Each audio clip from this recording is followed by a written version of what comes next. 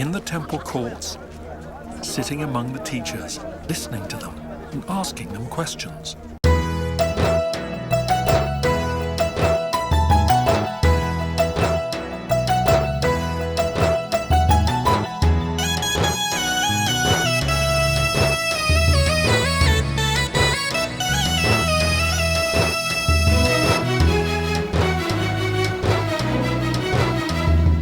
ప్రశ్నలతో మొదలైన భక్తి జీవితం పరిశోధనతో కొనసాగును ప్రయాణం. ప్రశ్నలతో మొదలైన భక్తి జీవితం పరిశోధనతో కొనసాగును ప్రయాణం. యేసుక్రీస్తు ప్రభువే సమాధానకర్త, యేసుక్రీస్తు ప్రభువే సమాధానకర్త. నీ ప్రశ్నలన్నిటికీ ప్రభువిచ్చును ఉత్తరం, నీ ప్రశ్నలన్నిటికీ ప్రభువిచ్చును ఉత్తరం. ఉత్తరము దేవుని సమాధానము, ఉత్తరము క్రీస్తు మహాజ్ఞానము. ఉత్తరము దేవుని సమాధానము, ఉత్తరము క్రీస్తు మహాజ్ఞానము.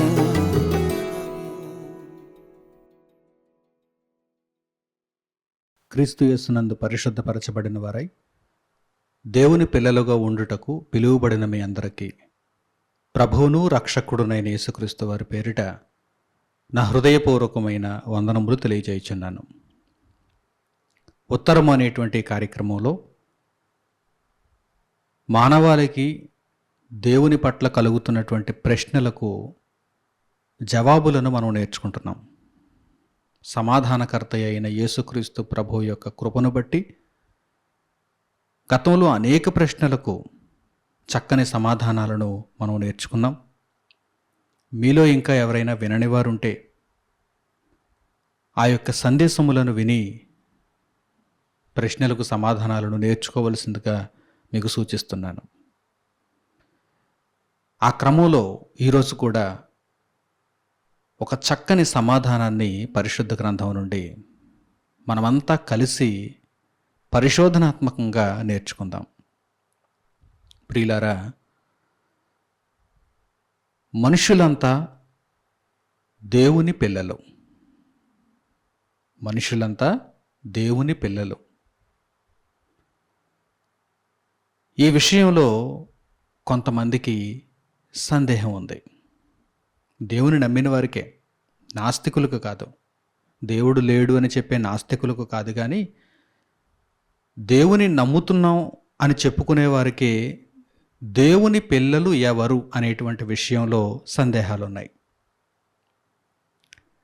అంటే వారు ఏ విషయాన్ని నమ్మలేకపోతున్నారంటే మనుషులంతా దేవుని పిల్లలే అనేటువంటి విషయాన్ని నమ్మలేకపోతున్నారు. కొందరు మాత్రమే దేవుని పిల్లలు అని వారు ఒక అభిప్రాయానికి వచ్చారు. ఎందుకు ఆ అభిప్రాయానికి వచ్చారో, దేవుని వాక్యమును పరిపూర్ణముగా వారు గ్రహించలేక ఎలా పొరపాటు పడ్డారో ఈ వాక్య భాగంలో, ఈ సందేశంలో మీరు నేర్చుకుందరు. కానీ నిజానికి వారిని వారే స్వవిమర్శ చేసుకున్న, మనుషులంతా దేవుని పిల్లలే కదా, నేనెందుకు ఇలా ఆలోచించవలసి వస్తుంది అని వారికి వారే స్వవిమర్శ చేసుకున్న, అంటే వారిని వారే ప్రశ్నించుకున్న వారికి సమాధానం దొరకదు. ఎందుకంటే పరిశుద్ధ గ్రంథమును అర్థం చేసుకుంటేనే ఆ ప్రశ్నకు సమాధానం దొరుకుతుంది. దేవుని వాక్యమును ఎప్పుడు కూడా సమూలంగా పరిశీలన చేయాలి. ఒక చోట చదివి అక్కడితో ఆగిపోయి ఒక నిర్ధారణకు వచ్చి ఇంతే సమాధానం అనుకుంటే ఎప్పటికీ అసలైన సమాధానం దొరకదు, అది దూరంగానే ఉండిపోతుంది. కనుక ఈరోజు పరిపూర్ణముగా ఈ విషయాన్ని గురించి మనం ఆలోచన చేద్దాం. దేవుని పిల్లలు ఎవరు? మొట్టమొదట ఏ వాక్య భాగాన్ని చదివైతే కొందరు అపార్థం చేసుకుంటున్నారు, విషయాన్ని పూర్తిగా గ్రహించలేకపోతున్నారు, మానవాళి అంతా దేవుని పిల్లలు కారని అనుకుంటున్నారు, ఆ వాక్య భాగం దగ్గరికి మిమ్మల్ని అందరినీ తీసుకుని వెళ్తాను. యోహాను సువార్త 1వ అధ్యాయము 12వ వాక్యం 13వ వాక్యాన్ని చూడండి. యోహాను సువార్త 1వ అధ్యాయము 12వ వాక్యం, 13వ వాక్యం. తన్ను ఎందరు అంగీకరించిరో వారికందరికీ, అనగా తన నామమునందు విశ్వాసముంచిన వారికి, దేవుని పిల్లలగుటకు ఆయన అధికారము అనుగ్రహించెను. 12వ వాక్యాన్ని చదివాను. ఇప్పుడు ఇక్కడ ఎందుకు నేను నిలుపుదల చేశానంటే, చాలా పదాలకు ఇక్కడ మీకు అర్థాలు తెలియకపోవచ్చు. తన్ను ఎందరు అంగీకరించిరో వారికి అందరికీ అనగా ఎవరిని గూర్చి ఇక్కడ గ్రంథకర్త మాట్లాడుతున్నారు? యేసుక్రీస్తు ప్రభువును గూర్చి. యోహాను సువార్త ప్రారంభం నుంచి కూడా, అంటే 1వ అధ్యాయం 1వ వాక్యం నుండి కూడా దేవుని వాక్యమైన యేసుక్రీస్తు ప్రభువును గూర్చి ప్రస్తావించడం జరిగింది. ఆ అధ్యాయం అంతటిలో, అసలు బైబిల్ అంతటిలో ప్రధానమైనటువంటి కేంద్రం, సబ్జెక్ట్ ఎవరు అనగానే యేసుక్రీస్తు ప్రభు, దేవుని కుమారుడైన యేసుక్రీస్తు ప్రభు. యేసుక్రీస్తు ప్రభువును ఎందరు అంగీకరించిరో అని అర్థం అన్నమాట. తన్ను ఎందరు అంగీకరించిరో అంటే యేసుక్రీస్తు ప్రభువును ఎందరు అంగీకరించిరో వారికి అందరికీ, అంటే అంగీకరించిన వారికి అందరికీ దేవుని పిల్లలగుటకు ఆయన అధికారం అనుగ్రహించారు. ఆయన నామముందు విశ్వాసం ఉంచితే, యేసుక్రీస్తు ప్రభువు నామమునందు విశ్వాసం ఉంచితే దేవుని పిల్లలగుటకు ఆయన అధికారమును అనుగ్రహించారు. అంటే దేవుని పిల్లలగుటకు యేసుక్రీస్తు ప్రభువు అధికారాన్ని ఇస్తున్నారనేటువంటి విషయం మనకి ఇక్కడ అర్థమవుతోంది. చాలా లోతుగా మనం పరిశీలన చేయాలి, ప్రతి మాటకు అర్థాన్ని తెలుసుకోవాలి. దేవుని పిల్లలు అనగానే ఇక్కడ ఒక నిర్వచనం ఇవ్వబడింది. అదేమిటి? యేసుక్రీస్తు ప్రభువును అంగీకరించి ఆయన నామమునందు విశ్వాసం ఉంచిన వారికి యేసుక్రీస్తు ప్రభువు ఒక అధికారాన్ని ఇస్తున్నారు. ఒక అధికారం. ఏమిటి అధికారం? దేవుని పిల్లలము. దేవుని పిల్లలు అంటే అది సామాన్యమైన విషయం కాదు, అది ఒక డెసిగ్నేషన్, అది ఒక అధికారం. ఈరోజు చాలామంది సామాన్యంగా చెప్పుకుంటూ ఉంటారు, మేము దేవుని పిల్లలు అండి, దేవుని బిడ్డలు అండి. దేవుని పిల్లలు అంటే నిజంగా బైబిల్లో ఉన్నటువంటి అర్థాన్ని మనం వెతకగలిగితే, యేసుక్రీస్తు ప్రభువు తన్ను అంగీకరించిన వారికి, తన నామమందు విశ్వాసం ఉంచిన వారికి ఇచ్చినటువంటి అధికారం. ఆ అధికారమే దేవుని పిల్లలు. ఇంకా వివరణ క్రింద ఇవ్వబడింది. ఆ వివరణతోనే చాలామంది పొరపాటు పడుతున్నారు. చూడండి 13వ వాక్యం. వారు దేవుని వలన పుట్టిన వారే గాని రక్తము వలననైనను, శరీరేచ్ఛ వలననైనను, మానుషేచ్ఛ వలననైనను పుట్టినవారు కారు. ఈ వాక్య భాగాన్ని చాలామంది అర్థం చేసుకోలేకపోతున్నారు. దేవుని పిల్లలు అనగానే ఇక్కడ ఏమని రాయబడింది? దేవుని పిల్లలు అనగానే వారేదో రక్తము వలన పుట్టినవారు అనుకోకండి, లేక శరీరేచ్ఛల వలన పుట్టినవారు అనుకోకండి, లేక మానుషేచ్ఛల వలన పుట్టినవారు అనుకోకండి. వారు దేవుని వలన పుట్టినవారే అని ఇక్కడ వ్రాయబడింది. ఇంతకీ ఎవరు వీరు? దేవుని వలన పుట్టినవారు దేవుని పిల్లలు. యేసుక్రీస్తు ప్రభువు దేవుని పిల్లలు అని ఎవరికైతే అధికారం ఇచ్చారో వారు దేవుని పిల్లలు అని ఈ రెండు వాక్య భాగాలను క్రోడీకరిస్తే మనకు అర్థమవుతుంది. ఇప్పుడు లోకములో మనుషులందరిలో ఈ వాక్య భాగం ప్రకారం యోహాను సువార్త 1వ అధ్యాయము 12, 13 ఈ వాక్య భాగం ప్రకారం లోకమంతటిలో మనుషులందరిలో దేవుని పిల్లలు ఎవరు అనగానే మనం ఎలా అర్థం చేసుకోవాలి? లోకములో ఉన్న మనుషులందరిలో ఎవరైతే యేసుక్రీస్తు ప్రభువును అంగీకరించారో, యేసుక్రీస్తు ప్రభువును అంగీకరించడం అంటే దేవుడు తన కుమారుని లోకములోనికి పంపెనని, ఆయన మన పాపములను భరించెనని, ఆయన యందు మనకు పాపక్షమాపణ కలదని, యేసుక్రీస్తు నామమునందు మనము బాప్తిస్మము నొంది మన బ్రతుకులను ప్రభువులో నిర్మించుకోవాలని, నడిపించుకోవాలని అంగీకరించడం, దేవుని రాజ్యములో చేర్చబడి దేవుని కొరకు బ్రతకాలని అంగీకరించటం, నిత్యత్వము కొరకు ఎదురు చూడాలని అంగీకరించటం. యేసుక్రీస్తు ప్రభువును అంగీకరించడం అంటే మరలా అందులో చాలా అర్థం ఉంది. యేసుక్రీస్తు ప్రభువు నాకు తెలుసు అంటే అంగీకరించినట్టు కాదు. చాలామందికి తెలుసు జీసస్ క్రైస్ట్, మీకు తెలుసా అంటే తెలుసు అంటారు. వారికి తెలిసి తెలియనట్టుగా కొన్ని మాటలు చెబుతూ ఉంటారు. క్రైస్తవ మతం అండి అది, క్రైస్తవ మతంలో యేసుక్రీస్తు ప్రభువుని వారు కొలుస్తారండి, ప్రభువు నాకు తెలుసండి అంటారు. డిసెంబర్ 25న క్రిస్మస్ జరుపుతారండి అంటే వారికి వచ్చినట్టుగా వారు చెబుతారు మిడిమిడి జ్ఞానంతో. అది క్రీస్తును ఎరిగినట్ట? కానే కాదు. తన్ను ఎందరు అంగీకరించిరో, క్రీస్తును అంగీకరించడం అంటే ఇంత అర్థం ఉంది. క్రీస్తులో పూర్తిగా బ్రతుకు మారిపోవాలి. క్రీస్తును అంగీకరించడం అంటే అదే.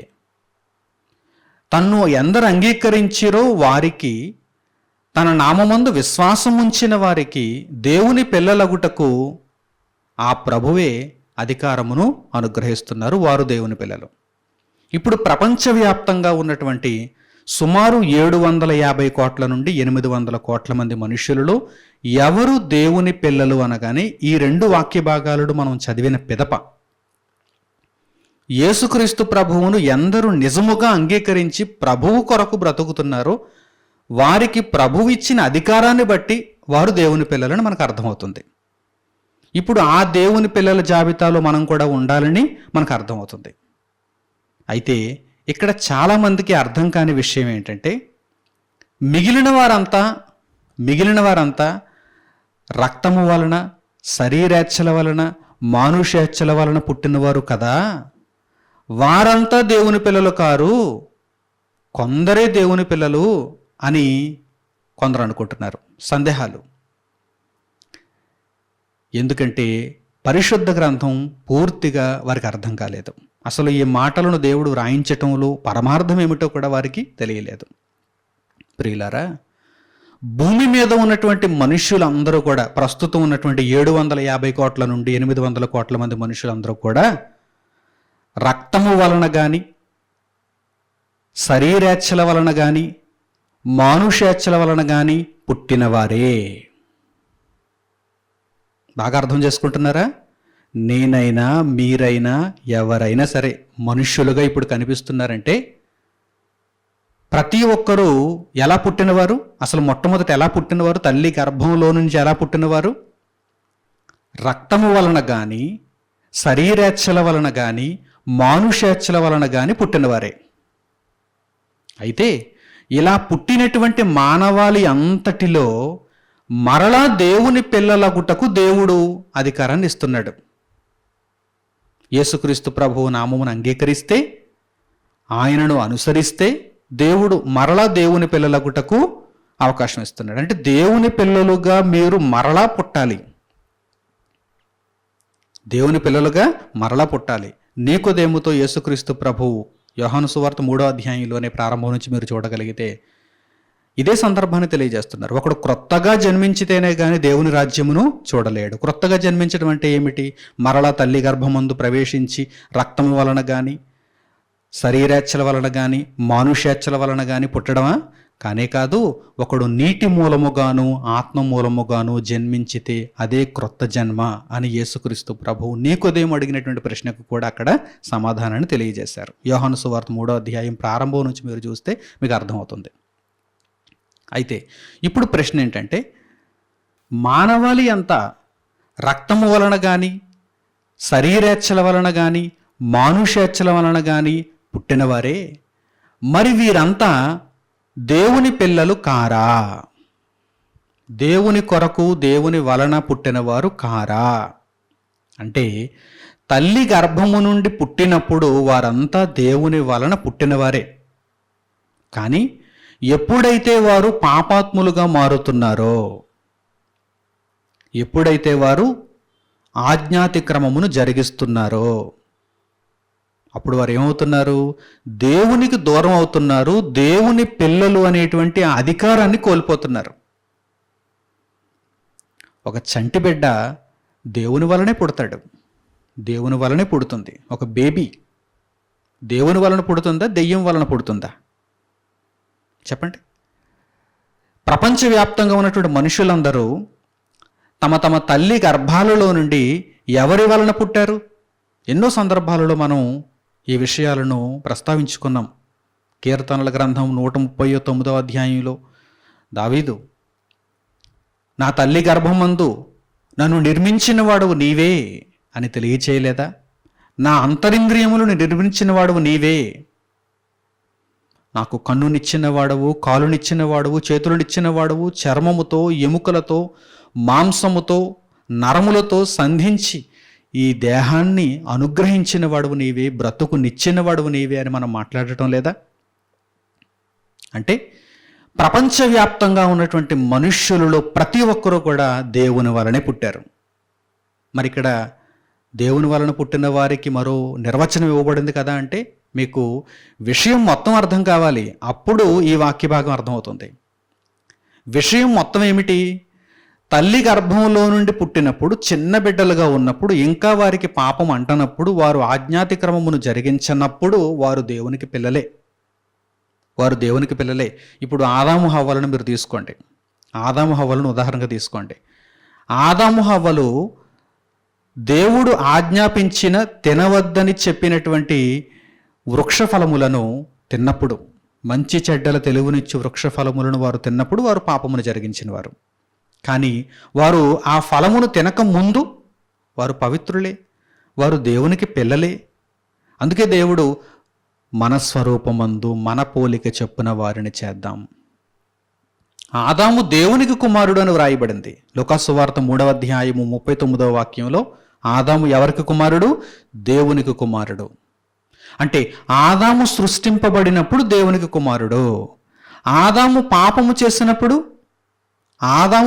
చేసినప్పుడు దేవుని కుమారుడు అనేటువంటి అధికారాన్ని కోల్పోయాడు, అర్హతను కోల్పోయాడు. అందుకే ప్రభువు ఇక్కడ ఏమంటున్నారు? నేను అధికారం ఇస్తాను మీకు అంటున్నారు, మరలా అధికారాన్ని ఇస్తాను మీకు అంటున్నారు. దేవుని పిల్లల ఈ అధికారాన్ని మరలా ఇస్తాను. కోల్పోతున్నారు మీరందరూ. తల్లి గర్భంలో నుండి బయటకు వచ్చిన తరువాత ఈ లోకాన్ని చూచి మీరందరూ కూడా ఒక మాయలో పడి పాపమును అంటించుకొని పాపపు బ్రతుకులలో మునిగిపోయి అపవాది చేత చిక్కింపబడి ఆ బంధకాలలో ఉండిపోయి మీరంతా దేవునికి దూరం అయిపోయి దాసులైపోయారు, బానిసలైపోయారు. కుమారుడు వేరు, దాసుడు వేరు. కుమారుడు స్వతంత్రుడు, దాసుడు ఒక బానిస. మనుషులందరూ కూడా దేవుని వలన పుట్టినవారే, ఎటువంటి సందేహం లేదు. నరులందరూ కూడా దేవుని వలన పుట్టినవారే, దేవునికి పిల్లలే. కానీ ఎప్పుడైతే పాపము వారిలో ప్రవేశించిందో వారు దేవునికి దూరం అయిపోతున్నారు. దేవుని కుమారులు అనేటువంటి అర్హత, అధికారం కోల్పోతున్నారు. అది చాలా గొప్ప అధికారం. అది చాలా తేలిగ్గా పాపం చేస్తున్నారు, గొప్ప అధికారాన్ని కోల్పోతున్నారు. ఇలా మనుషులందరూ దేవుని పిల్లలు అనేటువంటి అధికారాన్ని కోల్పోతున్నారు కనుకనే ఆ కుమారుడు యేసుక్రీస్తు ప్రభువు శరీరధారిగా ఇదిగో ఈ భూమి మీదకి వచ్చాడు సుమారు 2000 సంవత్సరాల క్రితం. మరలా ఆ అధికారాన్ని మనకి ఇవ్వటానికి లోకములో ఎందరైతే ఆయన నామమందు విశ్వాసం ఉంచి ఆయనను అంగీకరిస్తారో వారికి అందరికీ కూడా మరల దేవుని పిల్లలయ్యేటువంటి అధికారాన్ని ఇవ్వటానికి ఆయన వచ్చాడు. అయితే మరలా మనము రక్తము వలన కానీ, శరీరేచ్ఛల వలన కానీ, మానుషేచ్ఛల వలన కానీ పుట్టడానికి కాదు. ఒకడు నీటి మూలముగాను ఆత్మ మూలముగాను క్రీస్తులో జన్మిస్తే అదే దేవుని పిల్లలయ్యేటువంటి అర్హత, అధికారం.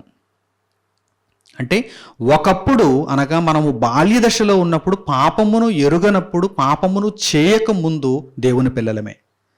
ఎప్పుడైతే మనలో పాపం ప్రవేశించిందో, ఎప్పుడైతే మనము పాపమును జరిగిస్తున్నామో అప్పుడు మనము దేవుని పిల్లలమనేటువంటి అధికారాన్ని, అర్హతను కోల్పోతున్నాం. ప్రభువైన యేసుక్రీస్తు నామమునందు విశ్వాసం ఉంచడం ద్వారా మరలా అధికారం మనకు అనుగ్రహింపబడుతుంది. అధికారం మరల మనకు అనుగ్రహింపబడుతుంది. ఇప్పుడు యోహాను పత్రికలోని వ్రాయబడినటువంటి కొన్ని మాటలను మీకు పరిచయం చేస్తాను. వీటికి ఆధారాలను మీకు చూపిస్తే తప్ప మీరు నమ్మడానికి వీలు లేదు. ఈ మాటలన్నిటికీ పరిశుద్ధ గ్రంథంలో చక్కని ఆధారాలు ఉన్నాయి. మొట్టమొదట యోహాను గారు రాసినటువంటి తన మొదటి పత్రికలో 3వ అధ్యాయం ప్రారంభం నుంచి చూడండి. యోహాను గారు రాసినటువంటి మొదటి పత్రిక 3వ అధ్యాయము మొదటి వాక్యం నుండి, మనము దేవుని పిల్లలమని పిలువబడునట్లు తండ్రి మనకెట్టి ప్రేమను అనుగ్రహించెనో చూడుడి, మనము దేవుని పిల్లలమే. ఈ హేతువు చేత లోకము మనలను ఎరుగదు, ఎలయనగా అది ఆయనను ఎరుగలేదు. ఇక్కడ ప్రత్యేకించి మాట్లాడుతున్నారు యోహాను గారు. మరలా ఎవరిని ప్రత్యేకించి? దేవుని పిల్లలను ప్రత్యేకపరిచి మాట్లాడుతున్నారు. మనము దేవుని పిల్లలమే, దేవుడు మనకు ఎలాంటి ప్రేమను అనుగ్రహించాడో చూడండి. తన కుమారుని మనకు అనుగ్రహించుట ద్వారా మరలా మనం ఆయన పిల్లలం అయిపోయేటువంటి అధికారాన్ని, అర్హతను దేవుడు అనుగ్రహించాడు. ఈ హేతువు చేత, ఈ కారణం చేత లోకము వేరు, మనం వేరు. లోకం మనలను ఎరుగదు, ఎందుకంటే లోకములో క్రీస్తు లేడు, మనలో క్రీస్తున్నాడు. ఇంకా చూడండి 2వ వాక్యం, ప్రియులారా, ఇప్పుడు మనము దేవుని పిల్లలమై ఉన్నాము, మనమిక ఏమవుదుమో అది ఇంకా ప్రత్యక్షపరచబడలేదు కానీ ఇప్పుడైతే దేవుని పిల్లలమే. ఎందుకంటే దేవుని యొక్క మార్గంలో నడుచుకుంటున్నాం, క్రీస్తును అంగీకరించి బ్రతుకుతున్నాం. మనము ఇప్పుడైతే దేవుని పిల్లలమే, ఇంకా ఏమవుదామో ఇంకా ప్రత్యక్షపరచబడలేదు కానీ ఆయన ప్రత్యక్షమైనప్పుడు, యేసుక్రీస్తు ప్రత్యక్షమైనప్పుడు ఆయన ఉన్నట్లుగానే ఆయనను చూతుము గనుక ఆయనను పోలియుందుమని ఎరుగుదము.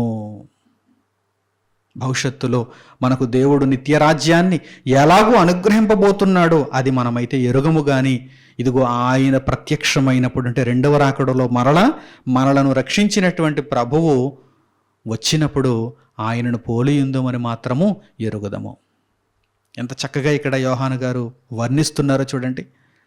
దేవుని పిల్లలుగా పుట్టిన వారు దేవునితో సంబంధాన్ని కోల్పోయి దేవునికి దూరం అయిపోయినప్పుడు యేసుక్రీస్తు ప్రభువు తన యొక్క బలియాగము చేత మనలను మరలా దేవుని పిల్లలుగా మారుస్తున్నారు. ఇందుకొరకు మనం చేయాల్సిందేంటి? మరలా తల్లి గర్భంలో ప్రవేశించి జన్మించడం కాదు. 2వ జన్మ అంటే మరలా మనము చనిపోయి ఒక జన్మను సంతరించుకోవడం కాదు. ఉన్న ఈ బ్రతుకులోనే ఎక్కడైతే మనము దేవుని పిల్లలము అనేటువంటి అర్హతను, ఆధిక్యాన్ని కోల్పోయాము, మరలా అక్కడే దానిని సంపాదించుకోవాలి. అలా సంపాదించుకోవడానికి క్రీస్తు ప్రభు ఒక్కరే మనకు మార్గం. ఆయన ఒక్కరే మనకు మార్గం. ఇంకా పరిశుద్ధ గ్రంథంలో మిగిలిన ఆధారాలను కూడా మనం చూద్దాం. ఇక్కడ ఇప్పటి వరకు చదివినటువంటి వాక్య భాగాలలో మీరు జాగ్రత్తగా గమనించారో లేదో, యోహాను సువార్తలో ఏమంటున్నారు? మనము దేవుని పిల్లలగుటకు యేసుక్రీస్తు ప్రభు మనకు అధికారాన్ని అనుగ్రహించారు అని వ్రాయబడింది. అంటే మనము దేవుని పిల్లలుగా లేని పరిస్థితులలో, అపవాదికి మనం బానిసలం అయిపోయినప్పుడు, పాపము మనలో ఉన్నప్పుడు, మనం ఇంకా పాపాత్ములమై ఉండగానే దేవుని పిల్లలు అగుటకు, మనము దేవుని పిల్లలుగా మారుటకు, అంటే దేవుని పిల్లలు అంటే ప్రత్యేకంగా దేవునికి పుట్టడం, ప్రత్యేకంగా మరల ఏదో ఒక పరిస్థితిని దేవుడు చూపించడం కాదు. దేవుని పిల్లలు అగుటకు మనం దేవుని పిల్లలుగా మారాలి. రక్తము వలన పుట్టినవారు, శరీరేచ్ఛల వలన పుట్టినవారు, మానుషేచ్ఛల వలన పుట్టినవారు దేవుని పిల్లలుగా మారాలి. అదే సందేశం. పరిశుద్ధ గ్రంథంలో దేవుని సందేశం అదే. మీరందరూ కూడా రక్తం వలన కానీ, శరీరేచ్ఛల వలన కానీ, మానుషేచ్ఛల వలన కానీ పుట్టినవారే. కానీ ఇప్పుడు దేవుని పిల్లలుగా మారాలి, దేవుని పిల్లలు అగవాలి. మీరు దేవుని పిల్లలు అగుటకు ఆయన అధికారమును అనుగ్రహించాను. ఇక్కడ కూడా ఏమని రాయబడింది? మనము దేవుని పిల్లలమని పిలువబడినట్లు. ఎవరు పిలుస్తారు మనల్ని దేవుని పిల్లలని? మనమే పిలుచుకోవడం కాదు, దేవుడు పిలవాలి. దేవుడు చెప్పాలి, ఇదిగో నా బిడ్డ అని చెప్పాలి. దేవుని పిల్లలమని పిలువబడాలంటే మనము క్రీస్తును అంగీకరించాలి. క్రీస్తు మనకు దేవుని పిల్లలమనేటువంటి అధికారాన్ని ఇవ్వాలి. ఇంకా అద్భుతమైనటువంటి సంగతులు పరిశుద్ధ గ్రంథంలో ఉన్నాయి. ఈ విషయాన్ని మనం అర్థం చేసుకోవటానికి ఇంకా పరిశుద్ధ గ్రంథంలో చక్కని సంగతులను మనం చూద్దాం. మీకు ఇంకా బాగా అర్థమవుతుంది. గలతీయులకు పౌలు గారు రాసినటువంటి పత్రికలో 4వ అధ్యాయం 4వ వాక్యం నుండి చూడండి. ఇక్కడ అద్భుతం అండి. మంచి రహస్యాన్ని దేవుడు ఇక్కడ వ్రాయించాడు. దేవుని పిల్లలు ఎవరనేటువంటి విషయానికి మంచి రహస్యాన్ని ఇక్కడ దేవుడు తెలియజేస్తున్నాడు. గలతీయులకు పౌలు గారు రాసిన పత్రిక 4వ అధ్యాయము 4వ వాక్యం నుండి, అయితే కాలము పరిపూర్ణమైనప్పుడు దేవుడు తన కుమారుని పంపెను. దేనికైనా ప్రధానమైన అంశం ఏంటి? యేసుక్రీస్తు ప్రభువే. కాలము పరిపూర్ణమైనప్పుడు దేవుడు తన కుమారుని పంపెను. ఆయన స్త్రీ యందు పుట్టి, మరియ యందు శరీరమందు పుట్టి, మనము దత్తపుత్రులము కావాలనని. ఇంకా డీప్గా మనం మాట్లాడాలంటే, దేవునికి పిల్లలము అనగానే మనము దత్తపుత్రులం, దేవునికి దత్తపుత్రులం. ఎందుకు దత్తపుత్రులం అయ్యాం? ఒకప్పుడు దేవుడు మనలను తన పిల్లలుగానే సృష్టించాడు. మనము దేవుని నుండి విడిపోయాం కదా, పాపము చేత అపవాదికి పిల్లలం అయిపోయాం కదా. మరలా ఇప్పుడు దేవుడు తన పిల్లలుగా యేసుక్రీస్తు ప్రభు ద్వారా స్వీకరిస్తున్నాడంటే ఇప్పుడు ఏం చేస్తున్నాడు? దేవుడు మనలను దత్తత తీసుకుంటున్నాడు. అందువలన ఇక్కడ ప్రయోగింపబడినటువంటి మాట ఏమిటంటే దత్తపుత్రులము. చూడండి, మనము దత్తపుత్రులము కావలెనని ధర్మశాస్త్రమునకు లోబడి ఉన్న వారిని విమోచించుటకై ధర్మశాస్త్రమునకు లోబడిన వాడాయను. యేసుక్రీస్తు ప్రభు మరి వారిని కూడా విమోచించాలి, సర్వలోకాన్ని రక్షించాలి. కనుక ముందు వారిని రక్షించటానికి ధర్మశాస్త్రం అనే కాడిని ఆయన తీసివేయటానికి ధర్మశాస్త్రమునకు లోబడిన వాడాయను. మరియు మీరు కుమారులయ్యున్నందున, ఇప్పుడు దత్తపుత్రులయ్యారు యేసుక్రీస్తు ప్రభు ద్వారా. కనుక మీరు కుమారులయ్యున్నందున నాయనా తండ్రి అని మొరపెట్టు తన కుమారుని ఆత్మను దేవుడు మన హృదయములలోనికి పంపెను. మనం పరలోకమందున్న తండ్రిని తండ్రి అని ఎలా పిలవగలుగుతున్నాం అనుకుంటున్నారు? ప్రార్థన చేసేటప్పుడు పరలోకమందున్న మా తండ్రి అని ఆ స్వతంత్రతతో ఎలా పిలవగలుగుతున్నాం? దేవుడు తన కుమారుని ఆత్మను మన హృదయములలోనికి పంపించి, మన ఆలోచనలలోనికి పంపించి మీరు దేవుని పిల్లలు అని సాక్ష్యం ఇస్తున్నాడు. కనుక మీ తండ్రిని మీరు పిలవండి, మీ తండ్రికి మీరు మొరపెట్టండి అని ఆయన సెలవిస్తున్నాడు. కనుక మనము నాయన తండ్రి అని మొరపెట్టు తన కుమారుని ఆత్మను కలిగి ఉన్నాం. ఆయన ఆ కుమారుని ఆత్మను మన హృదయంలోనికి పంపాను.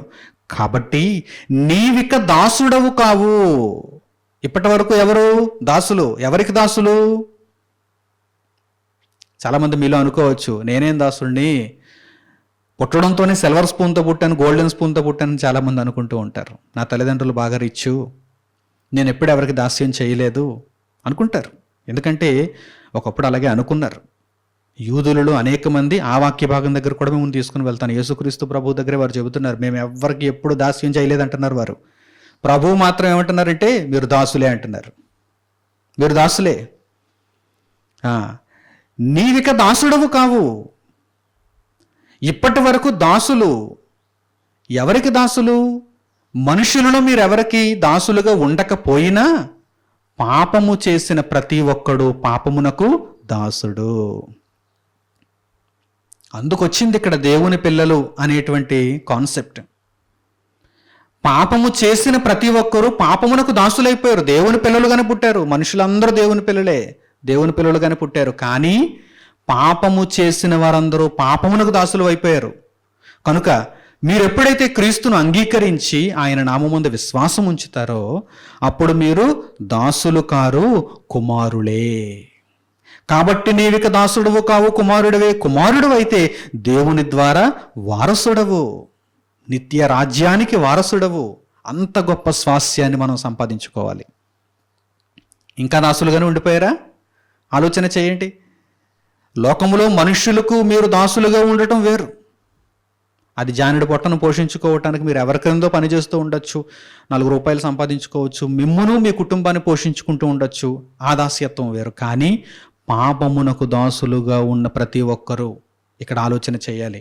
వారు భూమి మీద ధనవంతులుగా ఉన్నా, యజమానుల హోదాలో ఉన్నా, ఎవరికి లోకములో మనుషులకు దాసులు కాలేకపోయినా, కాకుండా జీవిస్తూ ఉన్నా, వారు పాపము జరిగించిన పిదప పాపమునకు దాసులే. ఆ దాస్యత్వం నుండి యేసుక్రీస్తు ప్రభువు కాలము పరిపూర్ణమైనప్పుడు పంపబడిన ఆయన, స్త్రీయందు పుట్టిన ఆయన మనలను దత్తపుత్రులను చేయవలెనని, దేవునికి మనలను దత్తపుత్రులను చేయవలెనని తన ప్రాణమర్పించాడు. ఆయన నామమందు విశ్వాసం ఉంచిన ప్రతి ఒక్కరూ ఇప్పుడు కుమారులైపోతున్నారు. కుమారులైతే వారసులైపోతున్నారు దేవుని దగ్గర. చూసారా? ఇంత కాన్సెప్ట్ అర్థం కావాలి. దేవుని పిల్లలు ఎవరు అనేటువంటి విషయం తెలియాలంటే. ఇక పౌలు గారు రోమీలకు రాసినటువంటి పత్రికలో కూడా ఈ విషయాన్ని చక్కగా మనం ఆలోచన చేద్దాం. పౌలు గారు రోమీలకు రాసిన పత్రిక 8వ అధ్యాయము 12వ వాక్యం నుండి చూడండి. ఇక్కడ కూడా చక్కగా ఈ విషయాన్ని దేవుడు పరిశుద్ధాత్మ ప్రేరణ చేత పౌలు గారి ద్వారా వ్రాయించారు. పౌలు గారు రోమీలకు రాసిన పత్రిక 8వ అధ్యాయము 12వ వాక్యం నుండి, కాబట్టి సహోదరులారా, శరీరానుసారముగా ప్రవర్తించుటకు మనము శరీరమునకు రుణస్థులము కాము. ఏం చెబుతున్నారు ఈయన ఇక్కడ? శరీరానుసారముగా ప్రవర్తించవద్దు, శరీరం కోరుకున్నట్టుగా జీవించవద్దు. అలా జీవిస్తే మీరు ఇంకా దాసులే, అలా జీవిస్తే మీరు దేవునికి పిల్లలు కారు. ఈరోజు మరికొంతమంది ఏమనుకుంటారంటే మేము బాప్తిస్మం తీసుకుంటే దేవుని పిల్లలమే అనుకుంటారు. బాప్తిస్మం తీసుకున్న తర్వాత మీరు శరీరానుసారముగా జీవిస్తూ ఉంటే మీరు దేవునికి పిల్లలు ఎలా అవుతారు చెప్పండి? మీరు చర్చికి వెళుతూ శరీరానుసారముగా జీవిస్తూ ఉంటే మీరు దేవునికి పిల్లలు ఎలా అవుతారు చెప్పండి? దేవుని పిల్లలగుటకు అధికారం ఉంది, దేవుని పిల్లలగుటకు అర్హత ఉంది. ఆ అధికారాన్ని యేసుక్రీస్తు ప్రభువు ఇవ్వాలి. వారు దేవుని పిల్లలు. అసలైన నిర్వచనాన్ని మర్చిపోవద్దు. శరీరానికి రుణస్థులుగా ఉండి మేము దేవుని పిల్లలు అని చెప్పుకుంటున్నారే, ఒక భ్రమలో ఉన్నారు. ఈ భ్రమ అంతా ఎప్పుడు తొలగిపోతుంది? ప్రభువు ప్రత్యక్షమైనప్పుడు తొలగిపోతుంది. అందరికీ కంగారు పడొద్దు. కానీ విషయం తెలుసుకోవాలి. నేను మోసపోకూడదు. ప్రభు ప్రత్యక్షమైనప్పుడు ఆయనను పోలి నేను ఉండాలి అనుకునే ప్రతి ఒక్కరూ జాగ్రత్తగా వినండి, స్వీకరించండి, అర్థం చేసుకోండి, ఆలోచించండి, అనుసరించండి. చూడండి, కాబట్టి సహోదరులారా, శరీరానుసారముగా ప్రవర్తించుటకు మనము శరీరమునకు రుణస్థులము కాము. మీరు శరీరానుసారముగా ప్రవర్తించిన ఎడల చావవలసిన వారయ్యుందురు గాని ఆత్మచేత శారీరక క్రియలను చంపిన ఎడల జీవించెదరు. ఆత్మచేత శారీరక క్రియలను చంపాలి. శరీరం చెప్పినట్టుగా మీరు అనుసరించకూడదు. శరీర క్రియలను ఆత్మచేత మీరు చంపితే మీరు జీవిస్తారు. దేవుని ఆత్మచేత ఎందరు నడిపింపబడుదురో. మీరు ఎవరి చేత నడిపింపబడుతున్నారు? శరీరము చేత, దేవుని ఆత్మ చేత. దేవుని ఆత్మ కోరుకున్నట్టుగా మీరు ఆలోచిస్తూ బ్రతుకుతున్నారా? శరీరము కోరుకున్నట్టుగా మీరు ఆలోచిస్తూ బ్రతుకుతున్నారు? ఇక్కడే తెలిసిపోతుంది ఎవరు దేవుని పిల్లలు, ఎవరు దేవుని పిల్లలు కాదనేది. పుట్టడం అయితే అందరూ దేవుని పిల్లలుగానే పుట్టారు, కానీ శరీరానుసారులు అందరూ దేవుని పిల్లలు కారు. వారు దేవునితో సంబంధాన్ని తెంపేసుకున్నారు. వారు అపవాదికి సంతానం, అపవాది పిల్లలు వారు, సాతాను పిల్లలు వారు. ఇక దేవుని ఆత్మ చేత ఎందరూ నడిపింపబడుతున్నారో, క్రీస్తు ప్రభువును రక్షకునిగా అంగీకరించి క్రీస్తు నామమునందు విశ్వాసముంచి నీటి మూలముగాను ఆత్మ మూలముగాను జన్మించి దేవుని కొరకు బ్రతుకుచున్న వారందరూ కూడా దేవుని ఆత్మ చేత నడిపింపబడుతున్నట్టు, దేవుని ఆత్మ చేత ఎందరూ నడిపింపబడుతురో వారందరూ దేవుని కుమారులై యుందురు. అంతే తప్ప ఏదో మరల ప్రత్యేకంగా జన్మించడం అనుకోకండి. నీటి మూలముగాను ఆత్మ మూలముగాను జన్మించాలి. తల్లి గర్భంలో మరల ప్రవేశించి జన్మించడం అనుకోకండి. మీకు మీరే మేము దేవుని పిల్లలు అని చెప్పుకుంటే మీరు దేవుని పిల్లలు అయిపోతారని కూడా భ్రమించకండి. మీరు దేవుని ఆత్మ చేత నడిపింపబడాలి. ఇక్కడ అదే ప్రధానమైనటువంటి అంశం. దేవుని ఆత్మ చేత ఎందరూ నడిపింపబడుదురో వారందరూ దేవుని కుమారులైందరు. ఎలయనగా మరలా భయపడుటకు మీరు దాస్యపు ఆత్మను పొందలేదు గాని, సాతాను ఆత్మను మీరు పొందలేదు. మరల భయపడుటకు, నరకానికి మీరు భయపడుటకు మరి ఏ ఆత్మను పొందారు? దత్తపుత్రాత్మను పొందితిరి. దత్తపుత్రాత్మను పొందితిరి. ఆ ఆత్మ కలిగిన వారమై, దేవుడు అనుగ్రహించిన పరిశుద్ధాత్మను కలిగిన వారమై మనము అబ్బా తండ్రి అని మొరపెట్టుచున్నాము. గలతీ పత్రికలో రాయబడిన మాటలు ఇక్కడ కూడా మరలా అదే అర్థాన్ని దేవుడు రాయిస్తున్నాడు. మనము పరలోకమందున్న తండ్రి అని పిలువగలుగుతున్నామంటే పరిశుద్ధాత్మ సహాయముతో, పరిశుద్ధాత్మ నడిపింపుతో పిలవాలి. మిగిలిన వారందరూ కూడా కేవలం పైపై పెదవులతో పలుకుతున్నారు, పిలుస్తున్నారంటే ఆ మాటలు తండ్రి సన్నిధికి వెళ్ళవని గుర్తుంచుకోవాలి. చాలామంది దేవుని ఆత్మచేత నడిపింపబడకపోతున్నా పరలోకమందున మా తండ్రి అని ప్రార్థన చేసేస్తారు. వేషధారణమైనటువంటి ప్రార్థన. ఆ ప్రార్థన విలువలేనిది. మీరు దేవుని ఆత్మచేత నడిపింపబడుతున్నప్పుడు దేవుని పిల్లలని ఒక అధికారాన్ని మీరు కలిగి ఉంటారు. అప్పుడు మీరు స్వతంత్రులై నాయనా తండ్రి, అబ్బా తండ్రి అని మీరు మొర్ర పెట్టగలిగిన ఆధిక్యతను కలిగి ఉంటారు. ఆ అధికారాన్ని మీరు పొందుతారు. చూడండి, మనము దత్తపుత్రాత్మను పొంది ఆ ఆత్మ కలిగిన వారమై అబ్బా తండ్రి అని మొరపెట్టుచున్నాము. మనము దేవుని పిల్లలమని ఆత్మ తానే మన ఆత్మతో కూడా సాక్ష్యం ఇచ్చుచున్నాడు. మనము దేవుని పిల్లలమని ఆత్మ సాక్ష్యం ఇవ్వాలండి. మనకు మనం చెప్పుకోకూడదండి. నేను దేవుని పెట్టినండి, నేను దేవుని పెట్టినండి. దేవుడు అంగీకరించకుండా ఎవరు దేవుని బిడ్డలు అవుతారు? యేసుక్రీస్తు ప్రభువు అధికారాన్ని ఇవ్వకుండా ఎవరు దేవుని బిడ్డలు అవుతారు? పరిశుద్ధాత్మ నడిపింపు లేకుండా ఎవరు దేవుని బిడ్డలు అవుతారు? సాక్ష్యం చెప్పాల్సింది ఎవరో తెలుసా? దేవుడు. అందుకే చూడండి, ఇక్కడ వ్రాయబడింది, ఈ మాటను ఇప్పుడు మర్చిపోకూడదు మీరు. రోమీయులకు పౌలు గారు రాసిన పత్రిక 8వ అధ్యాయం 16వ వాక్యాన్ని ఇప్పుడు చూడండి. మనము దేవుని పిల్లలమని ఆత్మ తానే మన ఆత్మతో కూడా సాక్ష్యం ఇచ్చుచున్నాడు. దేవుని ఆత్మ సాక్ష్యం ఇవ్వాలి. మనము పిల్లలమైతే వారసులము, అనగా దేవుని వారసులము, క్రీస్తుతో కూడా మహిమ పొందుటకు ఆయనతో శ్రమపడిన ఎడల క్రీస్తు తోడి వారసులము. దేవుని రాజ్యానికి మనం వారసులం కావాలి. దేవుని పిల్లలుగా ఈ భూమి మీద ఆ అధికారాన్ని పొందిన వారమై మనం బ్రతకాలి.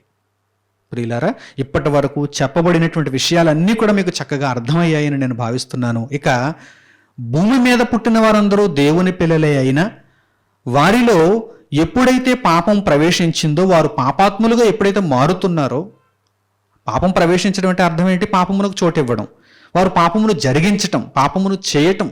పాపము చేసిన వారందరూ పాపాత్ములు.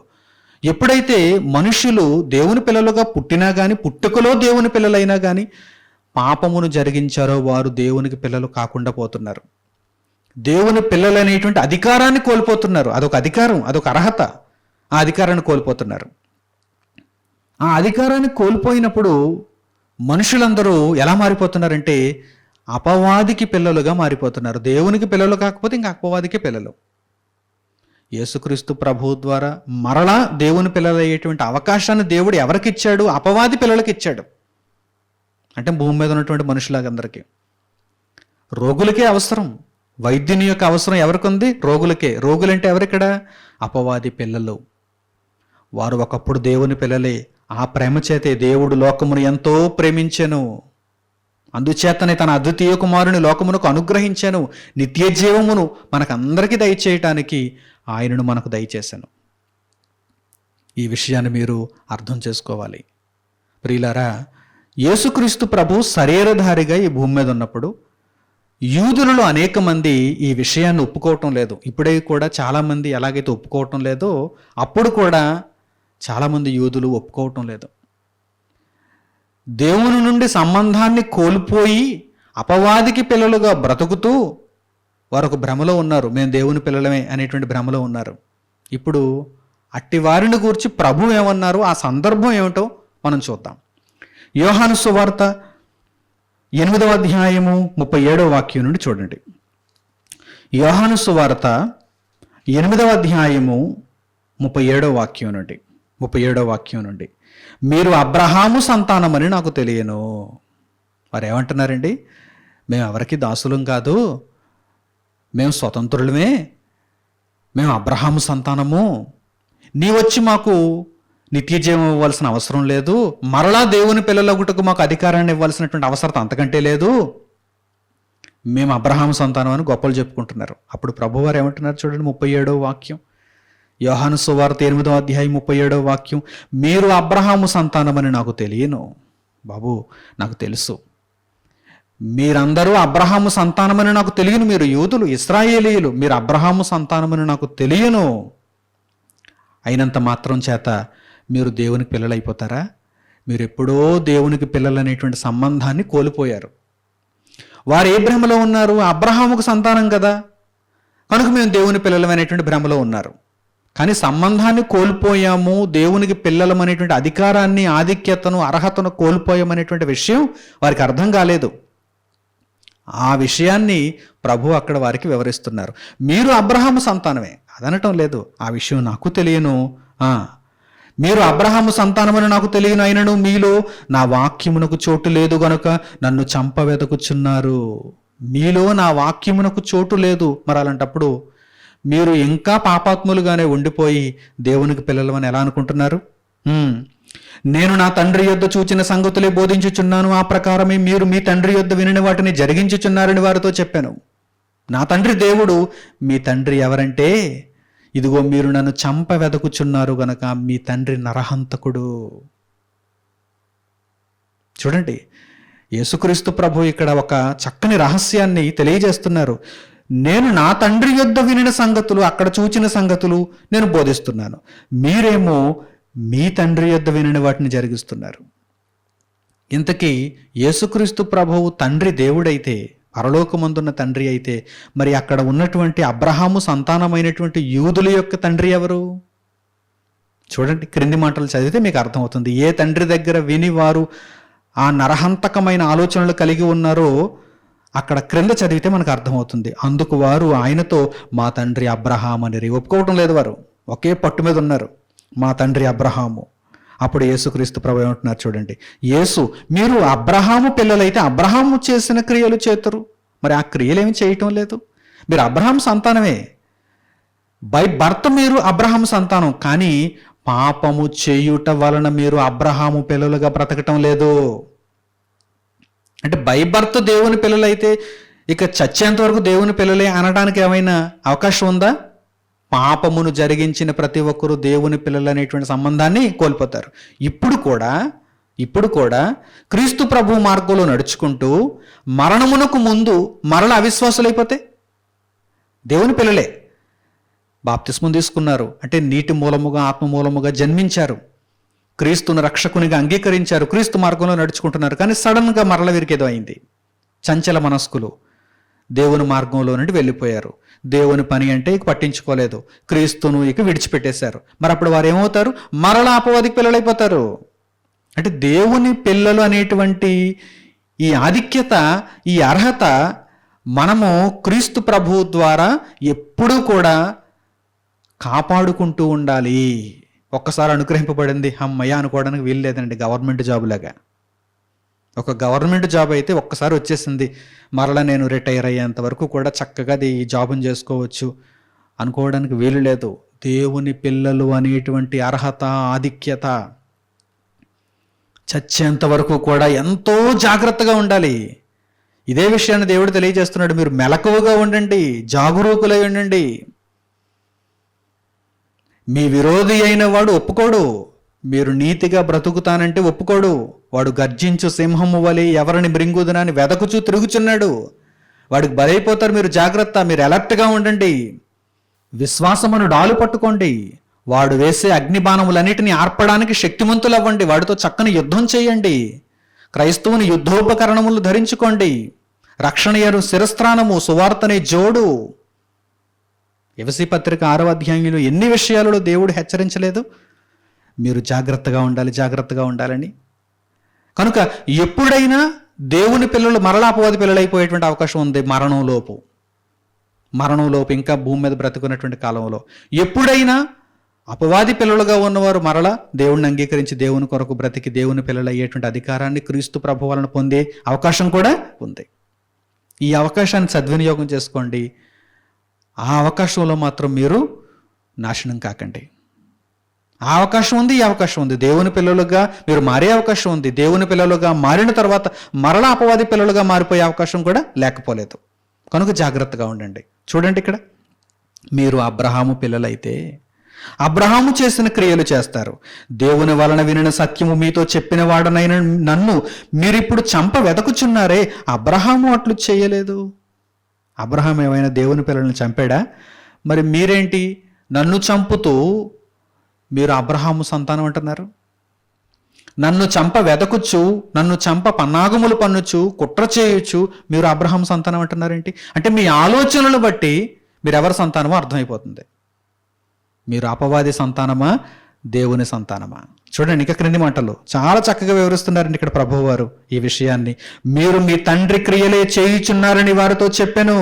అందుకు వారు, మేము వ్యభిచారము వలన పుట్టిన వారము కాము, దేవుడొక్కడే మాకు తండ్రి అని చెప్పగా వారికి ఇక కోపం వచ్చేస్తుంది. మీరు అపవాది పిల్లలు అని చెప్పేసరికి కోపం వచ్చేస్తుంది. ఏమంటున్నారు? పుట్టుక దగ్గరికి వెళ్ళిపోతున్నారు. పుట్టుక దగ్గరకు వెళ్ళిపోయి ఏమంటున్నారు? తల్లి గర్భం దగ్గరికి వెళ్ళిపోతున్నారు. వెళ్ళిపోయి ఏమంటున్నారు? మేము వ్యభిచారం వలన పుట్టిన వారం కాదు, మేము దేవుని వలన పుట్టిన వారమే అంటున్నారు. అవును, ఒకప్పుడు మీరు దేవుని వలన పుట్టిన వారే. ఎవరు కాదన్నారు? ప్రభువారు కాదన్నారా? మీరు అబ్రహాము సంతానమని ఒప్పుకోలేదా ఆయన? కానీ మీ తప్పుడు ఆలోచనలు, నరహంతకమైనటువంటి మీ ఆలోచనలు, మీ పాపపు క్రియలు మీరు దుష్టుని సంతానమని తేటపరుచుచున్నవి అని ప్రభువారు తెలియజేస్తున్నారు. ఈ కాన్సెప్ట్ వారికి అర్థం కావటం లేదు. మేము ఎప్పుడైతే పాపము జరిగించామో అప్పుడు దేవునితో సంబంధాన్ని కోల్పోయి దేవుని పిల్లలమనేటువంటి ఆధిక్యతను మేము పోగొట్టుకున్నామనేటువంటి విషయం అక్కడ ఉన్నటువంటి యూదులకు అర్థమైందా? నేడున్న నామకార్థ క్రైస్తవులకు అర్థమైందా? లోకంలో ఎవరికైనా ఈ విషయాలు అర్థమవుతున్నాయా? అర్థం చేసుకున్నవారు ధన్యులు. చెవిగలవాడు వినుగాక. అర్థం చేసుకుంటే ధన్యులు, అర్థం కాకపోతే మూర్ఖులు. చెప్పడం నా బాధ్యత, ప్రకటించడం నా విధి. చూడండి, ఇక్కడ వ్రాయబడిన విషయాలను చూడండి. యేసు వారితో ఇట్లనెను, 42వ వాక్యం నుండి. ఇక యేసుక్రీస్తు ప్రభు డైరెక్ట్గా మాట్లాడుతున్నారు చూడండి. ఇక వారికి చెప్పాలి, అసలైన ఔషధాన్ని ఇవ్వాలి. యేసు వారితో ఇట్లనెను, దేవుడు మీ తండ్రి అయిన ఎడల మీరు నన్ను ప్రేమింతురు. మీరు నన్ను ప్రేమించండి, మీరు దేవుని పిల్లలైపోతారు. కానీ ప్రేమిస్తారా? నన్ను అంగీకరిస్తారా? నా నామందు విశ్వాసం ఉంచుతారా? ఇదిగో కొందరు శిష్యులు నా నామందు విశ్వాసం ఉంచారు, నన్ను అంగీకరించారు, వారు దేవుని పిల్లలు, నేను ఒప్పుకుంటాను. కానీ మీరు కాదు అని ప్రభువు అంటున్నారు. నేను దేవుని యొద్ద నుండి బయలుదేరి వచ్చి ఉన్నాను, నా అంతట నేనే వచ్చి ఉండలేదు, ఆయన నన్ను పంపెను. నాకు ఆ అధికారం ఇవ్వబడింది. మిమ్మల్ని అందరినీ దేవుని పిల్లలుగా మార్చే అధికారం నాకు ఇవ్వబడింది. కానీ మార్చాలంటే మీరు నన్ను ప్రేమించాలి, నా నామమందు విశ్వాసం ఉంచాలి, నన్ను అంగీకరించాలి. ఏదో అందరినీ భౌతికంగా మార్చటానికి దేవుడు నన్ను లోకంలోని పంపించలేదు. వారి మనస్సులు మార్చాలి అన్నాడు. వారి మనస్సులు మారి నిన్ను ప్రేమిస్తే, నిన్ను అంగీకరిస్తే నీ ద్వారా మరల నాకు పరిశుద్ధులుగా, నిర్దోషులుగా నా పిల్లలు నాకు కావాలి అని దేవుడు నన్ను పంపించాడు అని యేసుక్రీస్తు ప్రభువారు అక్కడ తెలియజేస్తున్నారు. యాంత్రికంగా మార్చడానికి కుదరదండి. యాంత్రికంగా మార్చడానికి కుదరదు. ఏదైనా ఒక వస్తువు అనుకోండి, అది తనంతట తాను మారదు, మనం మారుస్తాం. దానిని ఏ విధంగా మార్చాలో మన చేతుల్లో ఉంటుంది, మనం మారుస్తాం. కానీ మనం మనుషులం. దేవుడు మనలను యాంత్రికంగా మార్చడు. మనం ఏం పదార్థాలం కాదు. మనకు ఆలోచించే, వివేచించే జ్ఞానాన్ని ఇచ్చాడు. కనుక అక్కడ వారికి మారాలనేటువంటి ఉద్దేశం లేదు, ప్రభువును చంపాలనేటువంటి ఉద్దేశం ఉంది. కనుక వారు ఇంకా నరహంతకుని బిడ్డలుగానే జీవిస్తున్నారు. పుట్టుకలో అయితే అబ్రహాము సంతానమే దేవుని బిడ్డలే. కానీ పాపము చేసిన వారు, పాపమును ఇంకనూ జరిగిస్తున్న వారు, ప్రభువును ప్రేమించని వారు ఇంకా దుష్ట సంతానంగానే ఉన్నారు. దేవుని పిల్లలనే అధికారాన్ని కోల్పోయారు. ఇప్పుడు చూడండి 43వ వాక్యం నుండి 8వ అధ్యాయం యోహాను సువార్త. మీరేళ నా మాటలు గ్రహింపకున్నారు, మీరు నా బోధ విననేరకయుండుట వలననే కదా. మీరు మీ తండ్రియగు అపవాది సంబంధులు. ఇప్పుడు చెప్పారండి ఆయన, మీరు మీ తల్లి గర్భంలో నుండే పుట్టారు, మీ తల్లి గర్భంలో మిమ్మును రూపించిన వాడు పరలోకమందున్న తండ్రే, అప్పుడు మీరు దేవుని పిల్లలే. కానీ మీరు నా బోధ విననేరకయున్నారు, నా మాటలు గ్రహింపకయున్నారు, కనుక మీరు మీ తండ్రియగు అపవాది సంబంధులు. అంటే ఎప్పుడైతే దేవుని నుండి విడిపోతున్నాడో, మనిషి ఎప్పుడైతే పాపమును జరిగించి దేవునితో విడిపోతున్నాడో, ఎవరికి పిల్లలైపోతున్నాడు? అపవాదికి. ఆదాము హవ్వలు పాపము చేయకముందు దేవునికి పిల్లలు, పాపమును జరిగించిన తర్వాత అపవాదికి పిల్లలు. అందుకే ఏదెను వనము నుండి గెంటి వేయబడ్డారు. అయినా దేవుని ప్రేమ ఆగలేదు. ఎంతైనా నా పిల్లలే కదా, ఒక అవకాశం ఇవ్వాలి అనుకున్నాడు. మరణము లోపు ఒక అవకాశం ఇద్దాం అనుకున్నాడు. అలాగే ఇచ్చాడు. యేసుక్రీస్తు ప్రభువును రక్షకునిగా దయచేశాడు. ఇప్పుడు మరణము లోపు మనము దేవుని పిల్లలము కాకపోతే ఇక ఆయన అవకాశాలను ఇవ్వడు. మనము నరకానికి వెళ్ళాల్సిందే. దేవుని పిల్లలమైతే క్రీస్తు తోడి వారసులమైపోతాం. దేవుని పిల్లలము కాకపోతే నరకములు, అగ్నికి పాత్రులం అయిపోతాం. ప్రభువారు అక్కడ అంటున్నారు చూడండి, మీరు మీ తండ్రియగు అబ్రహాము సంబంధులు కాదు, ఈ భూమి మీద శరీర సంబంధమైనటువంటి మీ తండ్రి సంబంధులు కాదు. మీ తండ్రి ఇప్పుడు ఎవరంటే అపవాది, సాతాను పిల్లలు. మీ తండ్రి దురాశలు నెరవేర్చగోరుచున్నారు ఆది నుండి. ఆయన అందుకే మరలా అక్కడికి తీసుకుని వెళ్ళారు, ఆదాము హవ్వల దగ్గరికి తీసుకుని వెళ్ళారు. అందుకే ప్రభు ఆది నుండి వాడు నరహంతకుడై ఉండి సత్యమందు నిలిచినవాడు కాడు, వాని యందు సత్యమే లేదు. వాడు అబద్ధమాడునప్పుడు తన స్వభావమును అనుసరించి మాటలాడును. వాడు అబద్ధికుడును, అబద్ధమునకు జనకుడునై ఉన్నాడు. నేను సత్యమునే చెప్పుచున్నాను, గనుక మీరు నన్ను నమ్మరు అన్నారు యేసుక్రీస్తు ప్రభు. కనుక ప్రియులారా, చాలా సులభముగా మనం అర్థం చేసుకోవటానికి పరిశుద్ధ గ్రంథంలో ఎంత చక్కగా దేవుడు రాయించాడో చూడండి. పుట్టినప్పుడు అందరూ దేవుని పిల్లలే, కానీ పాపము చేసిన తరువాత పాపము చేసిన వారందరూ అపవాదికి పిల్లలైపోతున్నారు. అపవాదికి పిల్లలైపోయారు కదా అని దేవుడు విడిచిపెట్టేశాడా? తన ప్రేమ, తన కుమారుని పంపించి మనలను బ్రతికించుకోవాలని చూచింది. ఇదిగో ఈరోజు ఆ అవకాశమే మన కళ్ళ ముందు ఉంది. మనం ఇంకా పాపంలోనే ఉండిపోతే మనము అపవాదికి పిల్లలంగానే నశించిపోతాం. మనము పాపమును విడిచిపెట్టి ప్రభువైన యేసుక్రీస్తునందు నూతనమైనటువంటి జన్మను పొందగలిగితే, అనగా నీటి మూలముగాను ఆత్మ మూలముగాను జన్మించి క్రీస్తు మార్గములో నడుచుకుంటూ క్రీస్తు కొరకు బ్రతకగలిగితే, దేవుని ఆత్మచేత నడిపింపబడితే అప్పుడు దేవుని పిల్లలమయ్యేటువంటి అధికారమును ప్రభు వలన మనం పొందుతాం. దేవుని పిల్లలమై క్రీస్తుతోడి వారసులం అయిపోతాం. దేవుని పిల్లలు ఎవరు అనేటువంటి విషయానికి చక్కగా మీరు ప్రారంభం నుండి చివరి వరకు విని విషయమును గ్రహించారని నేను విశ్వసిస్తూ, అలాగే ఈ సంగతిని, ఈ అంశమును, ఈ పాఠ్యాంశం అంతటిని మీరు అనేక మందికి పంచిపెట్టాలని కూడా నేను మీకు సూచిస్తూ ఈ సంగతులను ఇంతటితో నేను ముగిస్తున్నాను. తండ్రి అయిన దేవునికి ప్రార్థనలో ఏకీభవించండి. పరిశుద్ధుడు అయిన మా కన్న తండ్రి, మీ పిల్లలుగా మేము పుట్టాము. పాపమును జరిగించి మీ పిల్లలమనే ఆధిక్యతను కోల్పోయాము. మీ ప్రేమ వలన క్రీస్తు ప్రభువు త్యాగము చేత ఆయనను అంగీకరించి ఆయన నామమందు విశ్వాసం ఉంచి మరలా మీ పిల్లలమయ్యాము. ఇంత గొప్ప అవకాశమును, ఇంత గొప్ప ప్రణాళికను మీరు మాకు దయచేసినందుకు మీకు కృతజ్ఞతాస్తుతులు తండ్రి. ఈ మాటలు విన్న ప్రతి ఒక్కరూ మీ పిల్లలుగానే బ్రతకడానికి తీర్మానించుకున్నట్లుగా సహాయమును అనుగ్రహించండి. మేము మరణించేంత వరకు మీ పిల్లలుగానే జీవిస్తూ మీరిచ్చిన ఆయుష్కాలమంతా మీ పిల్లలుగానే కొనసాగే భాగ్యమును, కృపను దయచేయండి. మీరు దయచేసిన ఆత్మచేత నడిపింపబడగలుగుటకు ధన్యతను అనుగ్రహించండి తండ్రి.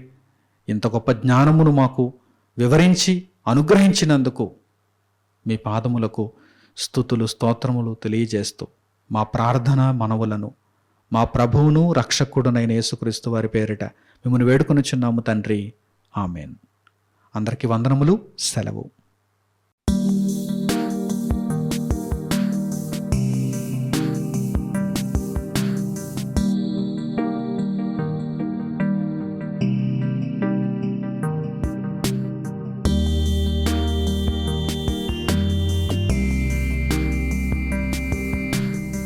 సహోదరులు మణికుమార్ గారు ప్రసంగించిన ఎన్నో ఆత్మ సంబంధమైన సంగతులను ఉచితముగా వీక్షించుటకు మా యూట్యూబ్ ఛానల్స్ ను తప్పక దర్శించండి.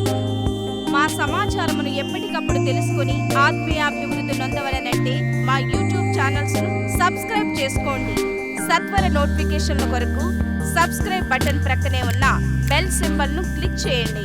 మరిన్ని వివరములకు మీరు సంప్రదించవలసిన మా ఫోన్ నెంబర్స్ 8978414178 మరియు 8333927666. ధన్యవాదములు. ఈ కార్యక్రమమును అనేక మందికి పరిచయం చేయగలరని ఆశిస్తున్నాము. ప్రభువైన యేసుక్రీస్తు పేరిట మీకు శుభములు.